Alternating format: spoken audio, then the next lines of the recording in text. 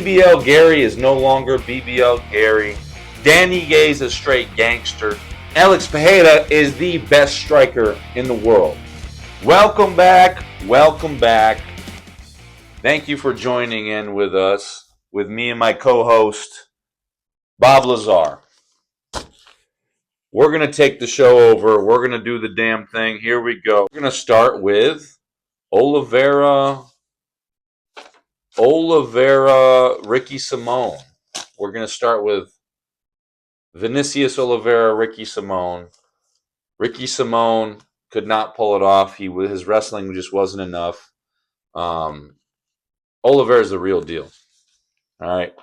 He had his hands down the entire fight. Great fight. His hands were down the entire fight, which concerns me with other opponents in that division. A lot of other opponents in that division, especially in the top 15. But he's in the bantamweight division, right? The bantamweight division is full of killers. Let's take a look at that real quick. Bantamweight division champion Sean O'Malley, Merab Devashvili. Too many letters. I'm probably not pronouncing that correctly. Corey Sandhagen, Peter Yan, Marlon Vera, number 4, Henry Cejudo, ranked number 5, Davison Figueiredo, Song Yadong, Jose Aldo, Rob Font, Umar Nurmagomedov, Kyler Phillips, Mario Batista, murderer. He's going to go up in the rankings for sure. Dominic Cruz, Jonathan Martinez, another guy that's definitely going up in the rankings. Pedro Munoz. So, what a freaking division. And this guy he's going to be up there. He's going to be in the 15 pretty soon, no doubt. Speaking about guys in this division, bantamweight, we got Peyton Talbot. We got Peyton Talbot that just literally 19 seconds ended this dude just with a straight right. I think it was. Boom, right down the pipe. Set him down. Good night. Peyton Talbot's also in bantamweight. He's an up-and-coming guy. Killer, man. Bringing that up, that being said, I think Oliveira should fight Peyton Talbot next. I would like to see that fight. There's a little bit of a discrepancy, a difference in their professional record. You got Oliveira that's 21-3 or 22-3. You got Talbot that's 10-0 now. Tablet's 10-0. That's my new nickname for him. Tablet, I guess. Is he an Apple or is he an Android? We'll find out what the quality is. I would like to see that fight next. They're both so Oliveira's got 2 fights, I believe, in the UFC. Tablet's got 3 fights in the UFC. I think it's a good fight. I mean, super high level fight for their only being, between the both of them 5 fights in the UFC. Like, these guys aren't ranked. For an unranked fight, that's a super high level fight. It really is, in my opinion. I think Oliveira is the real deal. So, that being said, we'll see how that goes. Moving on with the move. Ray Tessura, insane jiu-jitsu. Ray Tessura, Carlos Hernandez. I mean, these guys, the high-level grappling here. Super high-level grappling. These guys are the next generation, man. Like, this card was really showing, like, really starting to make me realize some of these young guys that are coming in. And some of them aren't even, like, that young. I mean, 25, that's super young to me. But in the MMA world, not so much, I guess. But yeah, 25. Some of these young guys coming in are very impressive, like super duper duper impressive. So Ray Tessura or Tessura Hernandez, high level grappling. Tessura's Japanese, okay, super high level jiu-jitsu. He's constantly trying to put Hernandez a few times, tried to lock up the twister, and that's not an easy position to get in. You really got a lot of setting up to do. Obviously, he's done it. He's good at doing that. That's his like go-to deal right now, apparently. Tried to set it up. Hernandez just was good enough. He had the defense. He was just that. He's on that level. So he defended it very well. He defended all of the submission attempts very well, and scrambled just high level grappling guys, like super good. So that being said, Chisora, I mean, he came from Japan, so he's born and raised in Japan. Guess where jiu-jitsu came from? Japan. Oh, that moving on. Chisora, insane jiu-jitsu. Bob, what'd you think about that, Bob? I'm known for working at a classified base known as S4 out in the Nevada desert near Area 51. And there, we reverse engineered alien spacecraft. Okay, kind of weird. All right, moving on. We're going to oh, Chisora. I missed out on this one. Tim Elliott. I really think I'm looking at the rankings. What was Tim Elliott ranked? Tim Elliott was. So I think Tim Elliott's a good opponent for Chisora next, or Sura, however you pronounce his name. Tim Elliott. I think Tim Elliott's a good opponent for Chisora next. Super high level grappling. I'd like to see how he does against him. I think he'll do well. Moving on. Arlovski Boudet, Martin Boudet, Andre Arlovski, Martin Boudet. What can I tell you? These guys love each other so much. They just love to hug. They love to hug each other. That's just what it is. They hugged it out for, felt like 15 rounds. Yeah, 3 rounds of total hug fest. It was a hug fest. They just love to hug. That's all I got to say about that. I mean, Arlovski's 98 years old. He's 99 years old, and he's tired. Okay? So, he's a legend. He has like 952 fights in the UFC, but he's a legend, so it's okay. Let's just Joe Biden him and let him keep going. Watterson,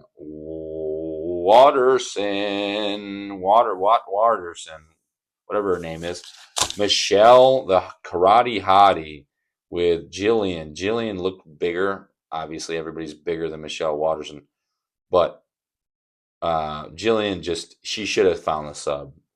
Watterson's so tiny and quick and just explosive still in a way. She was so much quicker when she was younger, but Robertson should have found the finish, found the sub. She couldn't find it. Watterson's too scrappy little one.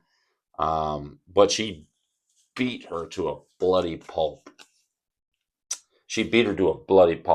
And then I feel like that was the first time a fighter stood there and watched like a goodbye video, like an inspirational goodbye video of themselves. It was kind of sad. It was sad. She cried. She put her head on Joe Rogan, cried a little bit. Adorable. I love it. I mean, she's a warrior, man. Watterson's a freaking warrior, dude. So props to her for sticking in there and not getting finished. She made me lose money, so that sucks. But props to her for sticking in there. So yeah, congratulations on retirement. Tablet Gamori, or whatever his name is. The dude is the next gen, dude. He's the next generation of fighter. He's 25 years old. He's 10-0. He's 25 years old. If this dude stays healthy and stays on track, my God, he looks great. He does look good. He's definitely not been tested yet at all, not even a little bit. But 19 seconds, and just how comfortable he was in there, just how freaking comfortable he is with the interviews. He's got some vampire vibes, dog. His vibes are just weird to me. He's got like vampire vibes. It's really suspicious. Yeah. What do you think about Tablet's vampire vibes?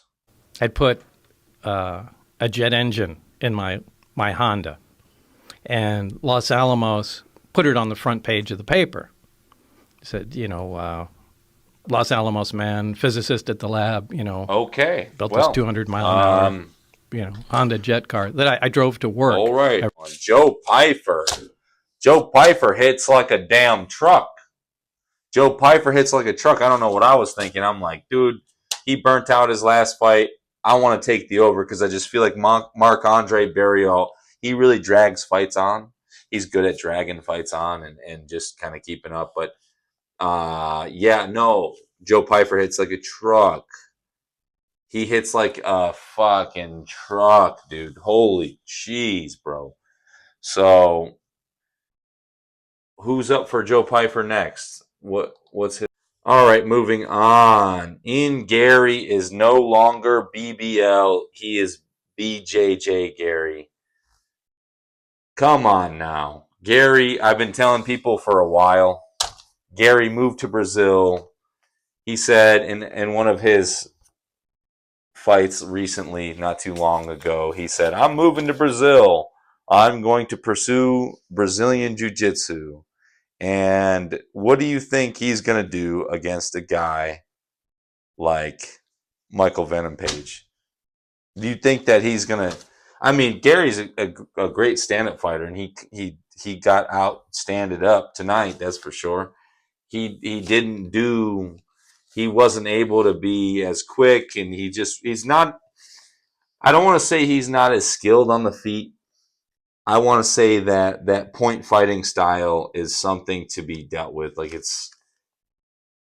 there's ways to beat it. Douglas Lima can tell you about that. But I mean, it's just it's all about timing. It's all about timing. It's not about fluidity and being fluid and bouncing around. It's all about waiting for you to... Oh, he went to leg kick me. I'm waiting for him to leg kick me. He leg kicks me. Now I point punch you in the mouth. So, yeah. BJJ Gary. I had him. He was like plus 750 or something like that for submission. I had the end of the first round. I had that bet, and I'm like sitting there, like losing my mind. Oh my God, he's got a rear naked chokehold on him. But yeah, Michael Venom Page, MVP's got a really good... He's got good wrist control. He knows where to grab. He knows how to grab. He's strong. He's really strong. So he was able to just pull his hand down, and Ian couldn't get him. Ian's not on that level yet. Give him a couple more years of BJJ. Let him stay in Brazil. He'll get there. Macy Chasson, gnarly cut in the elbow. Macy Chasson to Bruno Silva's head. Bam! Busted her freaking eye open, dude, above her eyebrow. Blam! She's bleeding everywhere. They stopped the fight. I would just like, dude, just give her the fight. Like, let her fight. Give her, like you did it with Nate Diaz a couple times. You don't want to do that. UFC doesn't want to do that as much anymore because it doesn't look good, whatever. But let her fight. Like, she was like, yeah, I want to fight. Like, give her at least like half a round, and then the referee can step in and be like, hey, put an earpiece in the referee. Let me tell him what to do. Yeah, and the doctor too. The doctor was like, hey, it's pretty deep. He said to the ref, he goes, hey, it's pretty deep. Should we stop the fight? The ref's like, should we stop the fight? And Bueno Silva was like, no.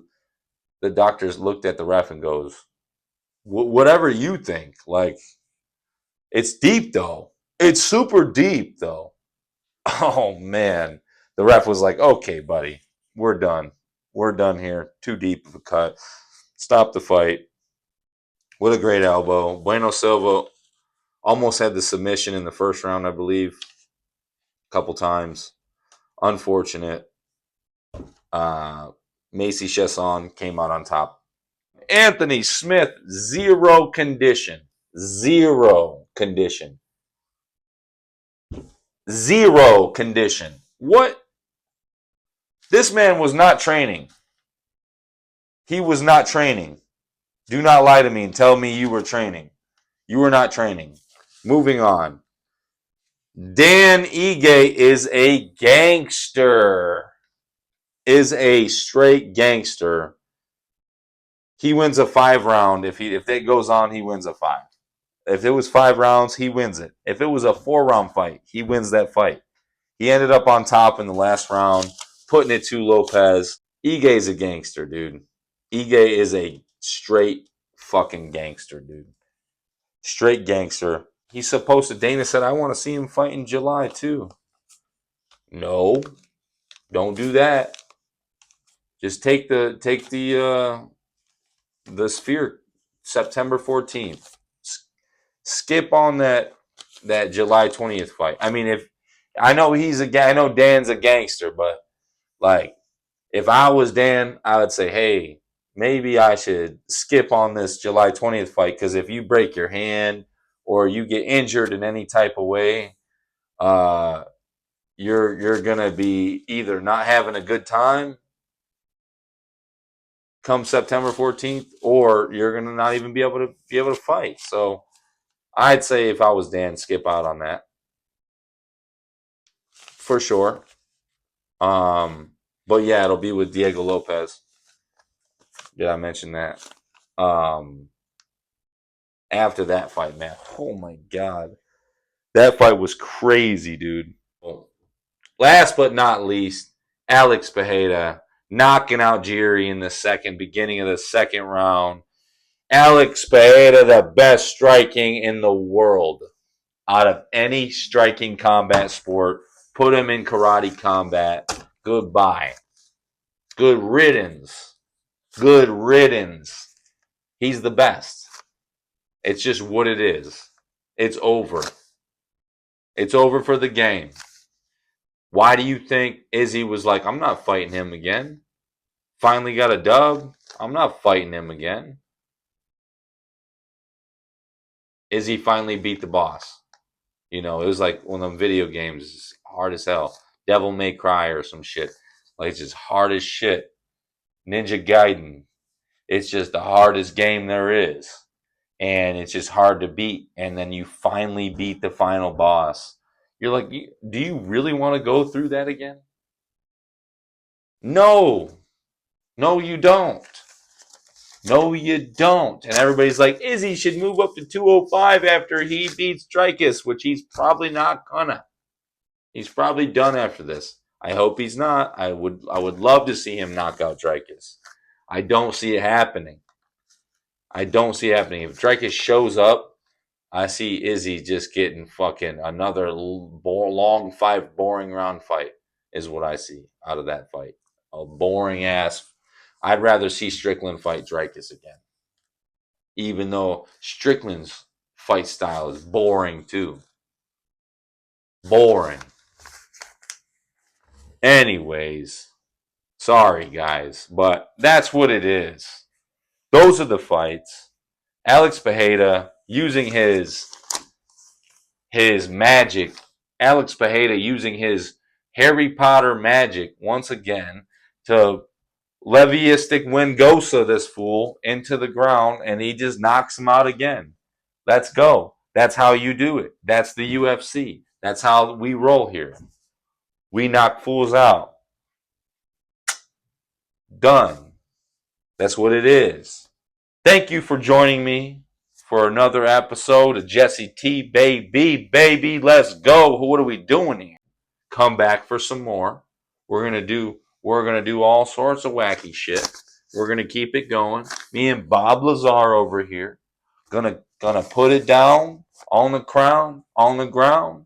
Let's ground and pound. Forget the nouns. Hey, all that rapping, freestyling, spitting the bars. We do it hard. That's how we go. You know how we go. It's Jesse T, baby. Over and out. Let's go.